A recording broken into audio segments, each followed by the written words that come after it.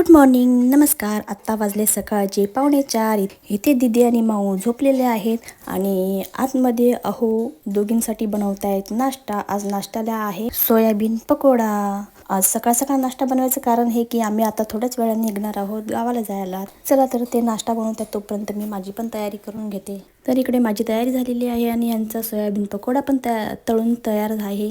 मस्त आणि कुरकुरीत सोयाबीन पकोडे झालेले आहेत. इथे दीदी आणि माऊला उठवून आम्ही तसंच घेतलेलं आहे. सकाळी 4:30 वाजता निघालेलो आणि आता जवळजवळ 9 वाजलेले आहेत आणि आम्ही कोकणात आलेलो आहोत. आता CNG भरत आहोत. दीदी नेहमीप्रमाणे झोपलेली आहे आणि भुक्कड पप्पा लेकींना बनवलेला नाश्ता स्वतःच खात.